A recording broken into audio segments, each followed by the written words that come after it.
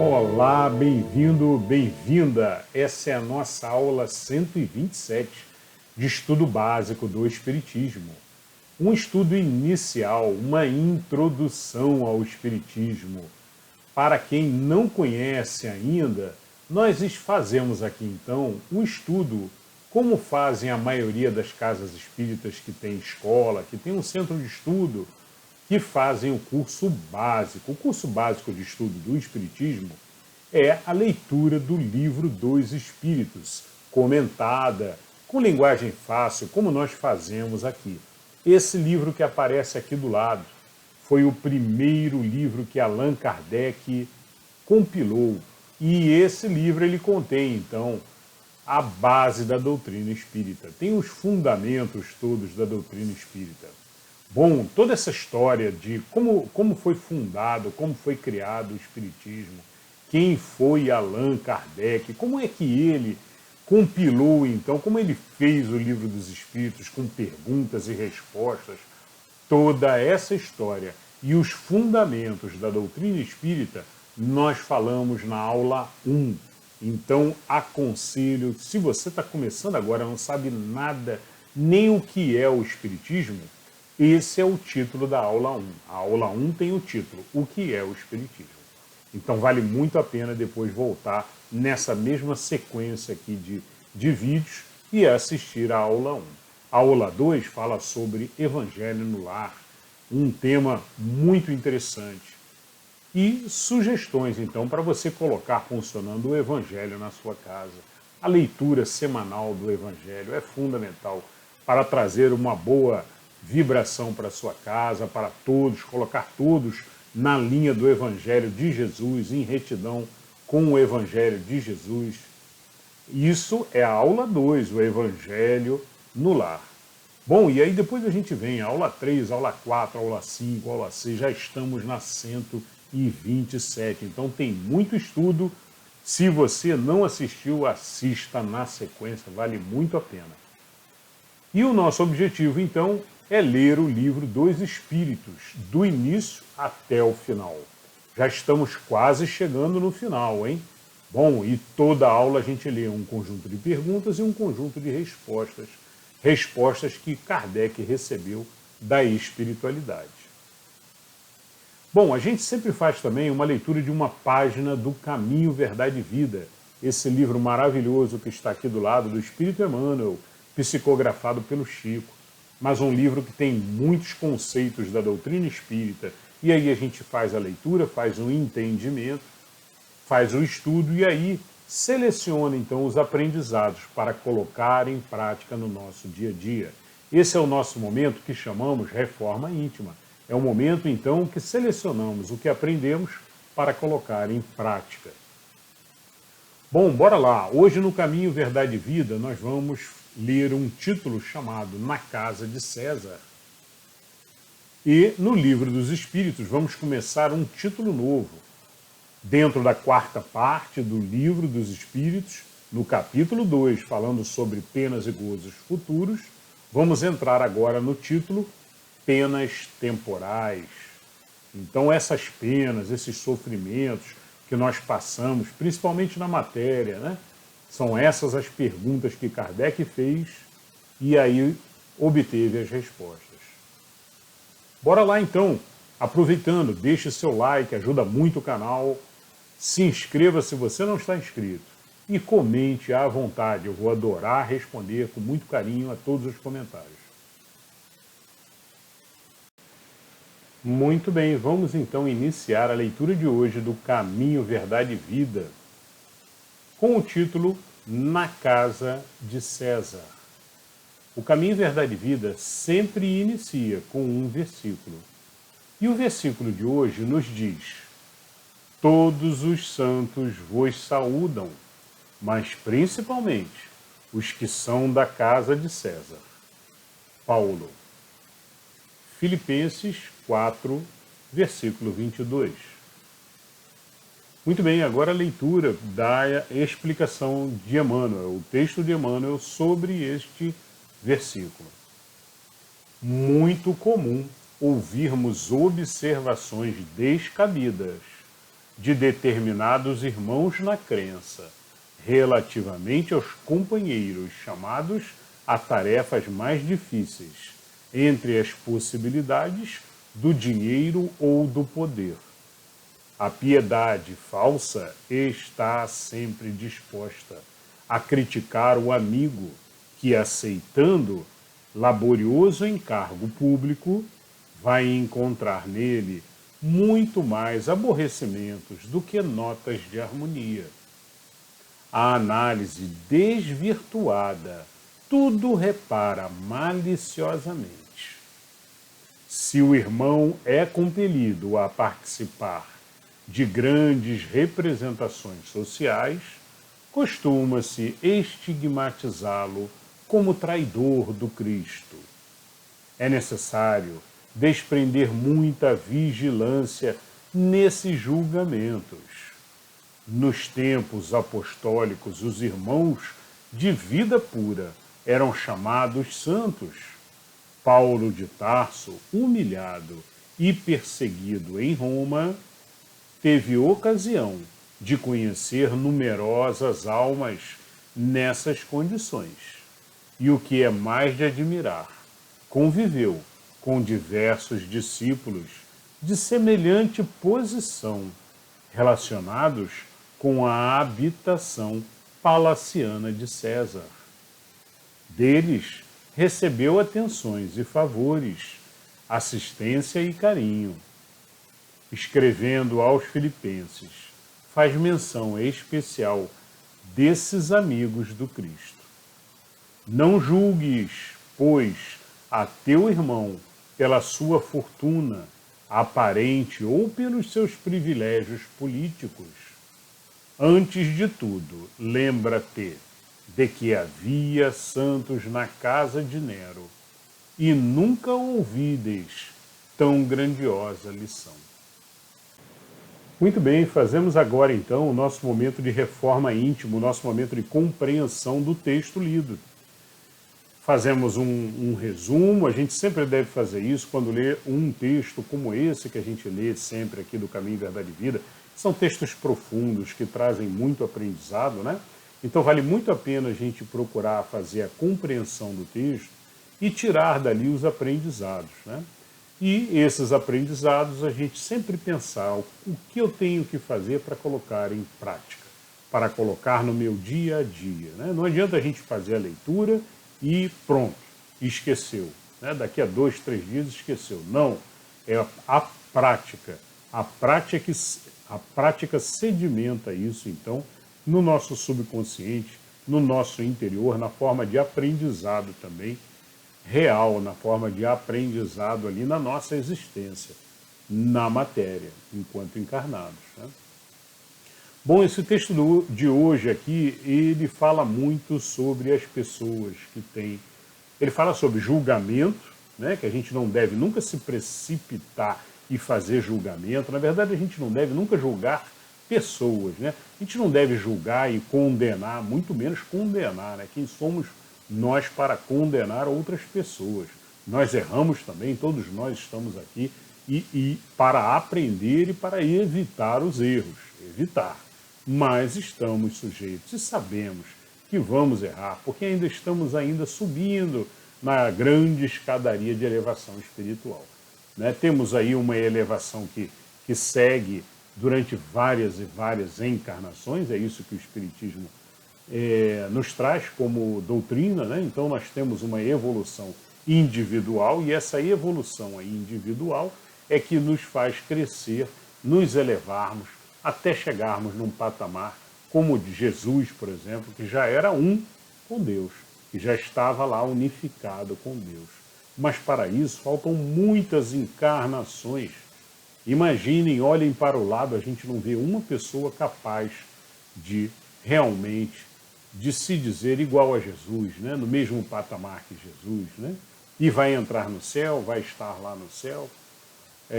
Não vai, né? Até porque o Espiritismo não acredita num céu, né? E acredita numa elevação gradual dos espíritos, até que chegamos num momento que não precisamos mais encarnar com tanta frequência, cada vez, conforme vamos subindo na escala, precisamos encarnar menos ainda, com menos frequência, e passamos a encarnar também em mundos mais sutis, mais leves, mais tranquilos, sem tantos sofrimentos como nós temos hoje no nosso planeta.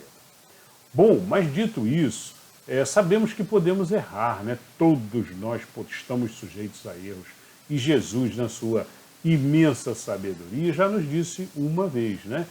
É mais fácil um camelo passar num buraco de agulha do que um rico entrar no reino dos céus. O buraco de agulha era um local fininho que tinha no muro de Jerusalém, onde passavam pessoas, né? Mas um camelo jamais passaria por aquele buraco.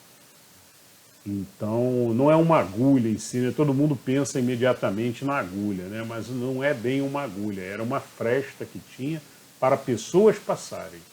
Uma pessoa de cada vez, mas não um camelo. Um camelo não conseguia passar ali. Então, foi um exemplo, uma figura de linguagem que Jesus utilizou, né? E por que Jesus disse isso? Jesus disse isso porque Jesus sabe que o rico, quanto mais poderoso também, né, tanto o poder quanto a riqueza, nos colocam nesses patamares elevados. E nesses patamares mais elevados, surgem bajuladores ao redor do cidadão, né, que ficam bajulando, fazendo tudo o que ele quer e esperando as migalhas caírem naturalmente, né, tanto do poderoso quanto do rico, né? E tentam ali conseguir algum ganho, algum benefício material, né? Bom, mas isso eleva o ego do ser. E aí essa pessoa que está na posição de riqueza, ela tem que tomar muitos cuidados, não só por causa dos bajuladores, mas de uma maneira geral, ela sente facilidade em tudo na vida, né? Então ela, além do ego elevado, e o ego a gente sabe que traz diversos males, né? O ego faz a pessoa se achar mais do que os outros, o ego faz a pessoa pisar nos outros, né? Não ouvir os outros, só ela pode falar, ela se acha de uma maneira geral, em resumo, mais do que as outras pessoas. Acha que não depende dos outros, que ela, independente das outras pessoas, ela consegue, então, seguir a vida dela. E é esse o aprendizado que ela faz. Quando ela encontra um problema que ela tem que resolver, o que o rico faz? Nos dias de hoje, o rico pega um avião e vai embora, vai viajar, deixa um empregado dele resolver aquele probleminha. Ó, telefona para lá, para o banco, telefona para lá e resolve isso aqui para mim. Ele em si não fez aprendizado nenhum. Que aprendizado um ser desse faz? Se todo o trabalho que aparece na frente dele, ele passa para uma outra pessoa resolver.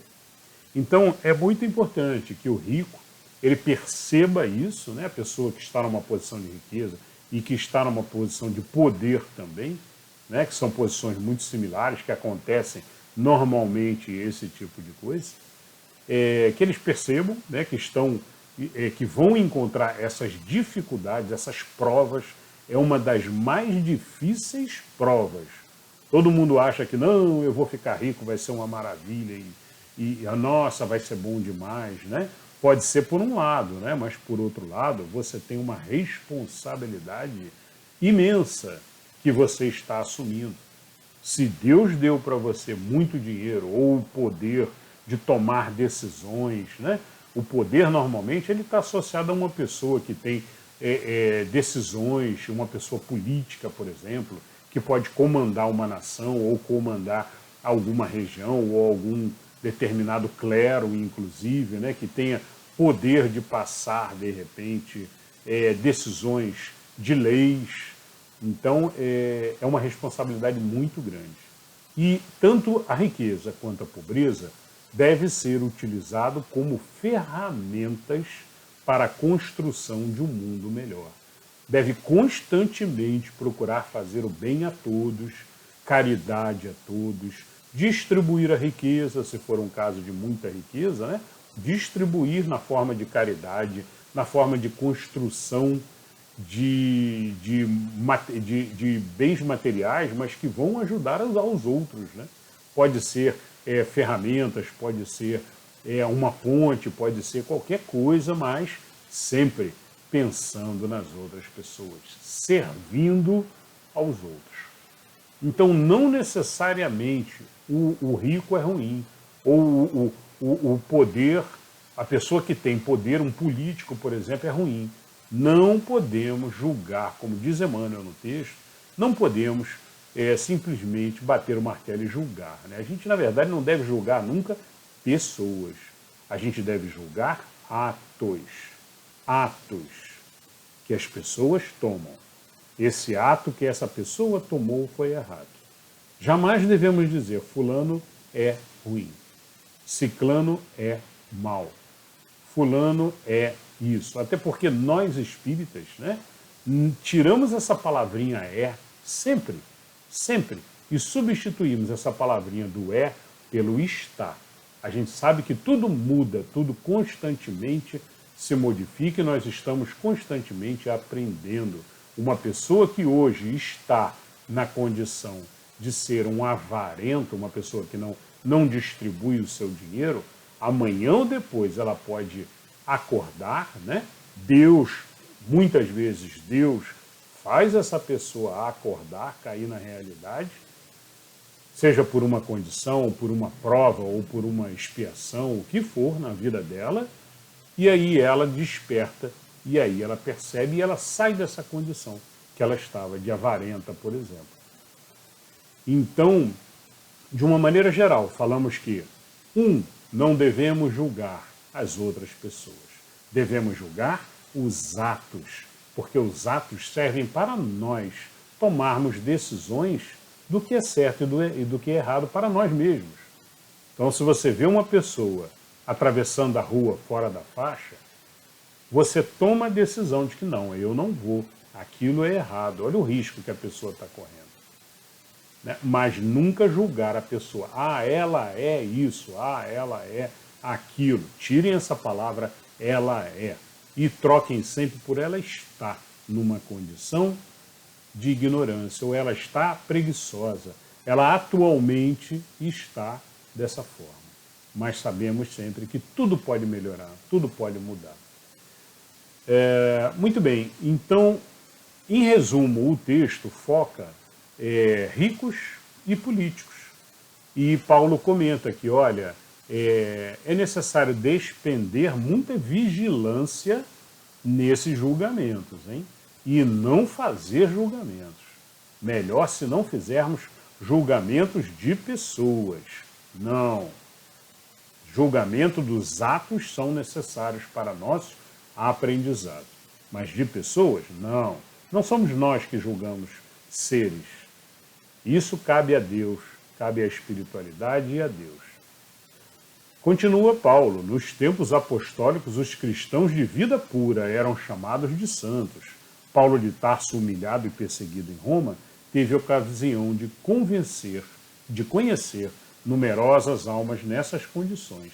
E o que mais admira é que ele conviveu com diversos discípulos de semelhante posição, relacionando com habitações palacianas de César, ou seja, pessoas, né, discípulos inclusive, que estiveram nos palácios e não por isso perderam a sua integridade, a sua moral, a sua ética. Então é isso que Emmanuel nos chama a atenção, né? Que a gente pode estar na riqueza, pode estar no poder, mas nunca devemos perder ou permitir que percamos, então, a nossa integridade moral, a nossa retidão no caminho do bem constantemente. E isso é que faz um ser bom e um ser ruim. Um ser estar em estado de um ser bom em retidão, ou um ser que está em estado de perdição, completamente atordoado, mais ligado na matéria do que no que é importante na vida espiritual. Bom, e aí Emmanuel finaliza: não julgueis, pois a teu irmão pela sua fortuna aparente ou pelos seus privilégios políticos. Antes de tudo, lembra-te de que havia santos na casa de Nero, e nunca ouvides tão grandiosa lição. Então é mais ou menos por aí, pessoal. Então jamais julgar, né? A pessoa pode ser rica e pode ser muito bondosa, pode estar em retidão.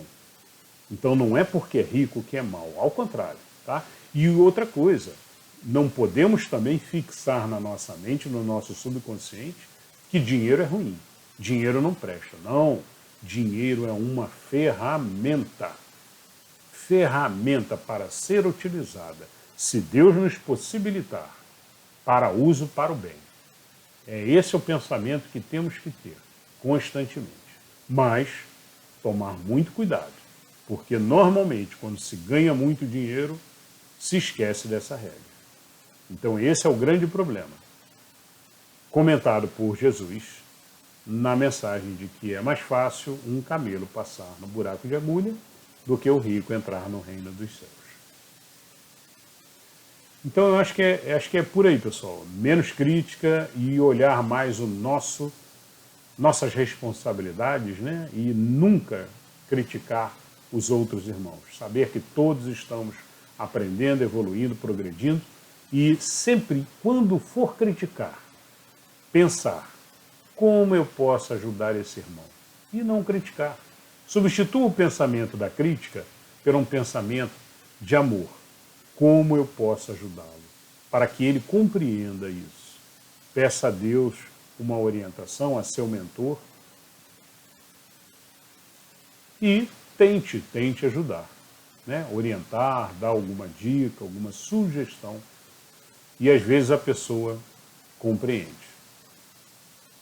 Muito bem, pessoal, esse foi o texto de hoje, então, Caminho, Verdade e Vida, com o título Na Casa de César.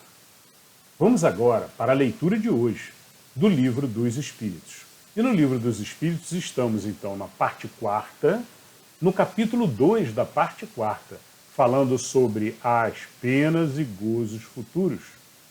E estamos num título, como mostra aqui embaixo, já passamos por 4 títulos, e estamos agora no item, ou no título, Penas Temporais. Falaremos, então, sobre as perguntas que Kardec fez, da 983 até a 989. Bora lá, então. Muito bem, vamos então para a questão 983, pergunta de Kardec. Não experimenta sofrimentos materiais o espírito que expia suas faltas em nova existência? Será então exato dizer que depois da morte só há para a alma sofrimentos morais? Então Kardec está perguntando, olha, mas se o espírito já experimentou e já sofreu então os sofrimentos materiais na sua existência, né? No mundo espiritual, quando ele desencarnar, então, ele só experimenta sofrimentos morais. Correto? Essa é mais ou menos a pergunta de Kardec. E a resposta dos espíritos. É bem verdade que quando a alma está reencarnada, as tribulações da vida são-lhe um sofrimento, mas só o corpo sofre materialmente. Continuam os espíritos. Falando de alguém que morreu, costumais dizer que deixou de sofrer. Nem sempre isto exprime a realidade. Como espírito, está isento de dores físicas, porém, tais sejam as faltas que tenha cometido, pode estar sujeito a dores morais mais agudas e pode vir a ser ainda mais desgraçado em nova existência. O mal rico terá que pedir esmola e se verá a braços com todas as privações oriundas da miséria, o orgulhoso com todas as humilhações, o que abusa de sua autoridade e frata com desprezo e dureza os seus subordinados, se verá forçado a obedecer a um superior mais ríspido do que ele foi. Todas as penas e tribulações da vida são expiações das faltas de outras existências, quando não há consequência das da vida atual. Logo que aqui houverdes saído, compreender-lo-eis. E aí os Espíritos fazem referência às questões anteriores. 273, 393 e 399, que falamos já bastante sobre isso, né? Mas basicamente aqui um resumo é que eles comentam que, olha, a gente paga os débitos nossos, os erros que nós cometemos em outras encarnações. Se você foi um mal rico, você na outra encarnação você vem esmolando ou numa condição de dificuldade para que você compreenda que tinha que ter feito caridade. Ah, mas eu não me lembro da outra encarnação minha. Mas fique tranquilo, porque isso assenta no seu subconsciente. E isso vai assentando e vai chegar na tua grande inteligência espiritual. Sabemos que quando estamos aqui na matéria, né, nós temos uma grande inteligência espiritual. Mas na matéria, essa inteligência ela se reduz apenas ao momento atual. Apenas ao que nós conseguimos enxergar na vida atual. Todas as lembranças de aprendizados e de outras encarnações ficam guardadas dentro dessa nossa inteligência maior, que somos nós, né? Então nós somos essa inteligência toda, a das vidas passadas e mais do que nós estamos acumulando nessa vida. O que nós estamos aprendendo nessa vida, depois se junta tudo na espiritualidade. Bom, então todo esse aprendizado é pago na matéria dessa forma, né? Ah, mas eu não me lembro, não se lembra? Mas você sofrendo, você vai fixar no teu subconsciente, no teu processo mental, vai guardar essa informação, vai guardar essa compreensão. Quando você sobe para o mundo espiritual novamente, a nossa consciência se expande e aí você se recorda, tanto das vidas passadas quanto o que você passou nessa vida. E aí vai aos pouquinhos sedimentando, até que em outra encarnação, você, quando for tomar uma decisão, você se lembre. E a gente se lembra como? Por intuições constantes, que a gente de repente recebe alguns pensamentos que brotam no nosso subconsciente. E a gente às vezes não sabe o porquê, mas é aquele sentimento assim de tenho que fazer caridade. E você não sabe porquê, mas eu preciso fazer. Estou fazendo pouca caridade, tenho que ser mais bondoso, tenho que ser mais humilde. Então, algumas sensações que a gente tem, algumas intuições, que vêm justamente dessa inteligência maior nossa, nos direcionando. Bom, importante comentar só que essa inteligência maior, ela fica guardada na matéria, né? Ela fica coberta sob o véu da matéria, como se costuma falar, de uma maneira geral, inclusive os espíritos comentam dessa forma. Ela fica sob o véu da matéria, ou seja, ofuscada, mas que a gente consegue acessá-la. Acima de tudo, com paz interior, paz de espírito, tranquilidade, meditação, como fazem no Oriente, meditações, né? Os espíritas também recomendam meditação para isso, mas acima de tudo, oração. Oração é o nosso momento que a gente se une a Deus, é o nosso momento que a gente se conecta também com o nosso mentor. A gente pode fazer um pedido para o nosso mentor, um pedido para Deus, pedindo para orientar e direcionar os nossos caminhos. Muito bem, então continuam ainda os espíritos, na 983.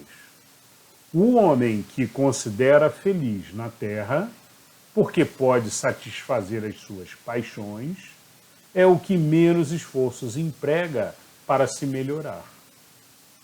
Muitas vezes começa a sua expiação já nessa mesma vida, de efêmera felicidade, mas certamente expiará noutra existência, tão material quanto aquela.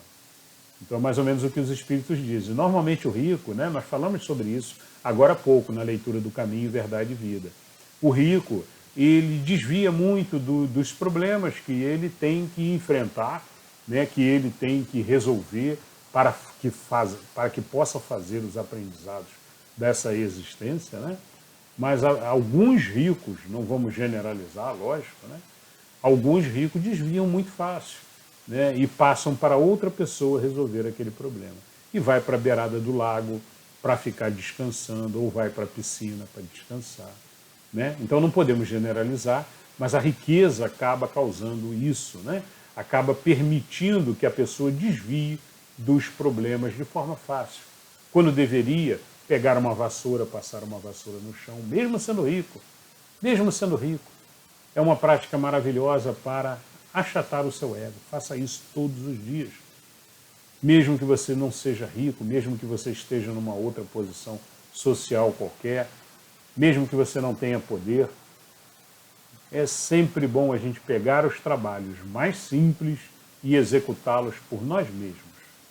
Ah, mas tem uma pessoa que vai fazer. Ok, mas faça um pedacinho pelo menos. Faça um pedacinho, ajude e deixe para outra pessoa também fazer o trabalho dela depois. Mas mostre, inclusive, sirva de exemplo dentro da sua empresa que você gestiona, dentro do seu trabalho, ou mesmo em sua casa para seus filhos. Né? Então, é muito isso que Kardec e os espíritos comentam aqui, né? O homem que se considera feliz na Terra, porque consegue satisfazer as suas paixões. E que paixões são essas? São as paixões da matéria, né? As sensações da matéria, os apegos da matéria, comida exageradamente, né? Prazeres materiais exagerados de uma forma geral, né? E que a gente deve, mesmo numa condição de riqueza, mesmo numa condição de poder, em que a gente pode quase tudo, né? A gente deve evitar e procurar sempre um caminho mais centralizado, um caminho de aprendizado, de elevação intelectual e espiritual também, que é o que a gente de fato leva dessa vida. Esse é o nosso grande ganho nessa vida. Muito bem. Vamos à questão agora 984. Questão 984, pergunta de Kardec. As vicissitudes da vida são sempre a punição das faltas atuais? Então Kardec está perguntando, olha, as dificuldades que a gente passa na nossa vida, né, os probleminhas, são sempre punição das faltas atuais? Né? E os espíritos respondem, não, já dissemos, são provas impostas por Deus, ou que vós mesmos escolhestes, como espíritos, antes de encarnardes, para a expiação das faltas cometidas em outras existências, porque jamais fique impune a infração das leis de Deus, e, sobretudo, da lei de justiça. Se não for punida nessa existência, sê-lo-á necessariamente em outra. Eis porque que vos parece justo, muitas vezes sofre.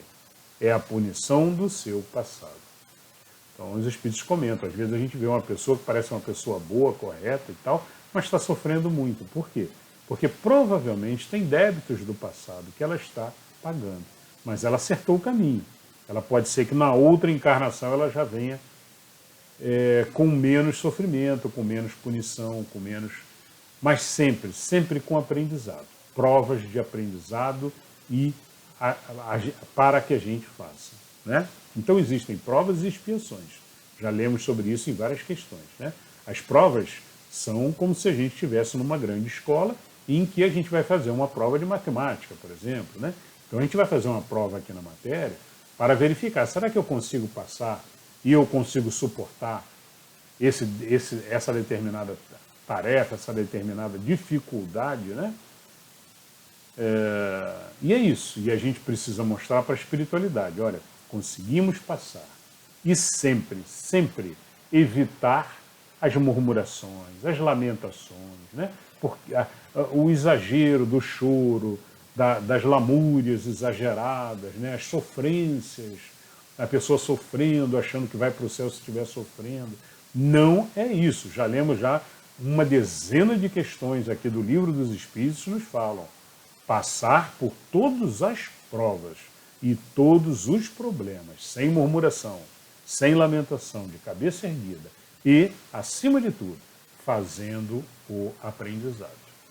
observando o que eu tenho que aprender nessa prova. Ah, eu tenho que aprender humildade. Então eu vou ser mais humilde. E aí você passa pela prova. De cabeça erguida, fé em Deus e satisfeito por ter feito a lição. Muito bem, essa foi a 984. Vamos a 985. Pergunta de Kardec. Constitui recompensa a reencarnação da alma em um mundo menos grosseiro? Bom, e aí vale um comentário de que nós já lemos em questões anteriores, os espíritos comentaram que existem mundos menos grosseiros, menos materiais, mundos mais sutis, né? Mais leves, com a matéria mais leve, com menos sofrimento de uma maneira geral. Né? Então é mais ou menos essa pergunta de Kardec. Olha, se o espírito realmente ele reencarnar e ele reencarnar em um outro mundo, um mundo mais sutil, menos grosseiro, menos material, constitui isso uma recompensa? Resposta dos espíritos.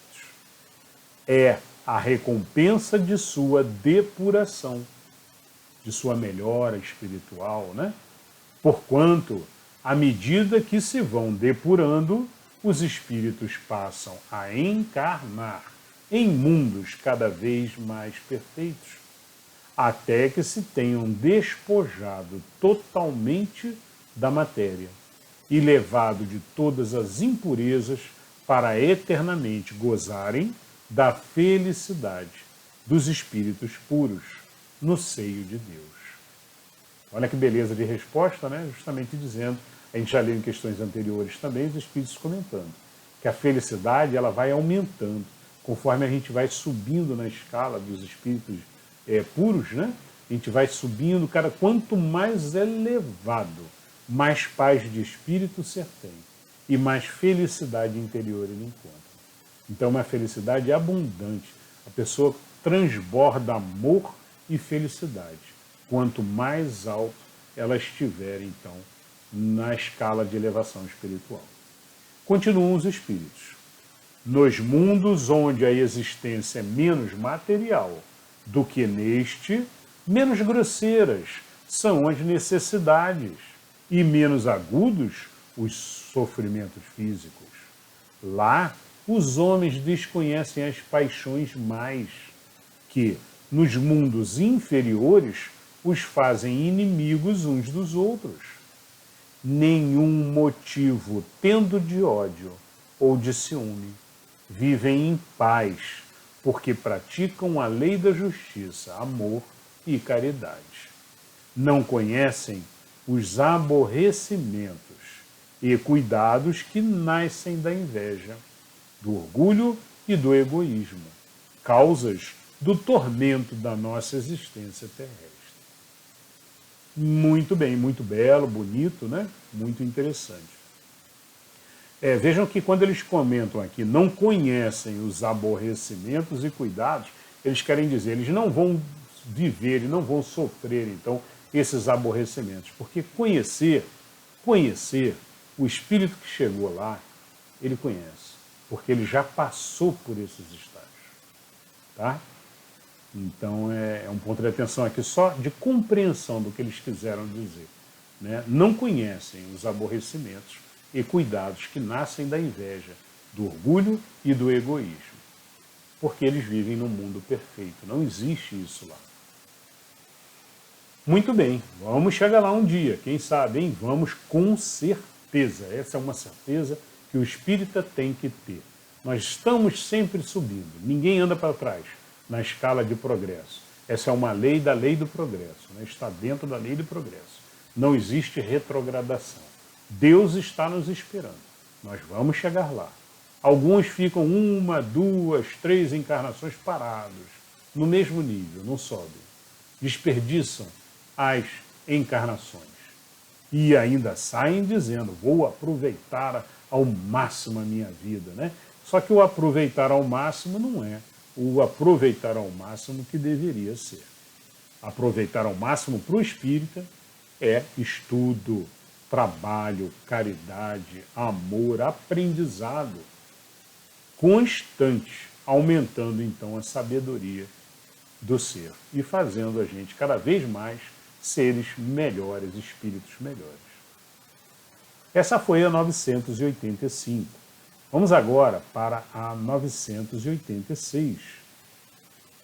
Pergunta de Kardec.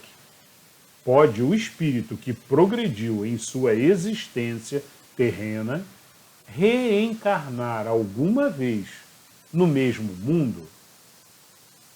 Resposta dos espíritos. Sim, desde que não tenha logrado concluir a sua missão. Pode ele próprio pedir-lhe seja dado completá-la em nova existência. Mas, então já não está sujeito a uma expiação. Bom, então como eu comentei agora há pouco, tem espíritos que ficam parados, não evoluem, uma encarnação inteira e não saiu da mesma posição na escala de elevação espiritual. Continuam no mesmo nível de vibração, vibrando ódio, raiva, inveja constantemente, né?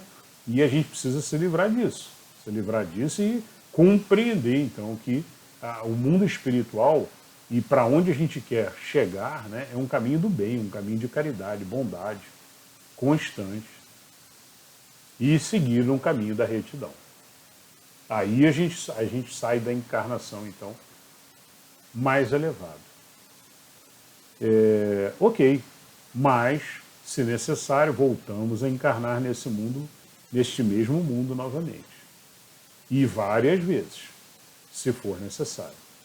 Lembrando que o nosso planeta está passando para uma transição planetária, vamos passar para um planeta de regeneração, que será um planeta de mais paz, um pouco mais de tranquilidade, um pouco menos de mal, né? Hoje tem mais mal do que bem do que bom no nosso planeta, né? Bons pensamentos, boas ações, né? O mal predomina, mas nós vamos mudar para um planeta de regeneração, que é um planeta em que o bem ou a bondade ela começa a se sobrepor ao mal.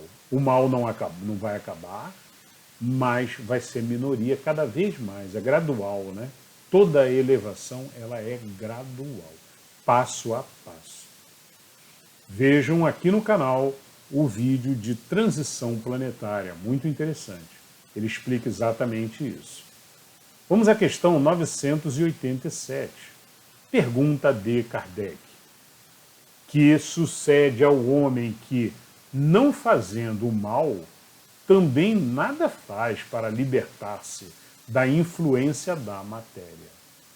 Então, Kardec está perguntando, olha, aquela pessoa que não faz o mal para as outras, né? Mas ela também é muito apegada à matéria.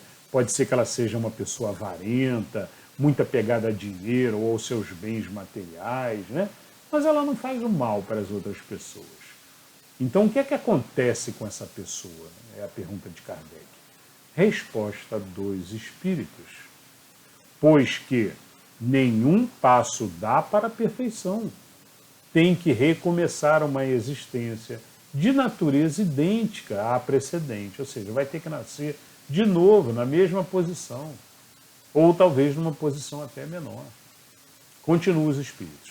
Fica, então, estacionário, podendo assim prolongar os sofrimentos da expiação. Né? Então são os sofrimentos, vai nascer novamente, vai passar por problemas iguais, as mesmas coisas, para ver se ela desperta para realmente o que é importante. E é isso. Muito bem, pessoal. Vamos à questão agora 988. Pergunta de Kardec. Há pessoas cuja vida se escoa em perfeita calma, que nada precisando fazer por si mesmas, se conservam isentas de cuidados. Provará essa existência ditosa que elas nada têm que expiar de existência anterior? Pergunta de Kardec basicamente diz, olha, uma pessoa que passa uma vida tranquila, uma vida tranquila, com tudo necessário, pelo menos, para que ela viva, sem grandes problemas, sem grandes perturbações, né? E aí Kardec pergunta, será que isso prova que ela não tem muitos muitos débitos para expiar de existências anteriores, ou seja, muitos débitos para pagar, né? Muitos karmas, podemos usar também a palavrinha karma, né? Karma negativo de existências anteriores para pagar. E aí os espíritos respondem: conheces muitas dessas pessoas? Engana-te, se pensas que há em grande número. Ou seja, você está enganado se você acha que existem muitas assim, né? Devem ser pouquíssimas. Continua. Não raro a calma é apenas aparente. Talvez elas tenham escolhido tal existência, mas, quando a deixam, percebem que não lhes serviu para progredirem. Então, como o preguiçoso, lamentam o tempo perdido. Sabei que o espírito não pode adquirir conhecimentos e elevar-se senão exercendo a sua atividade. Se adormece na indolência, não se adianta. Assemelha-se a um que, segundo os vossos usos, precisa trabalhar e que vai passear ou deitar-se com a intenção de nada fazer.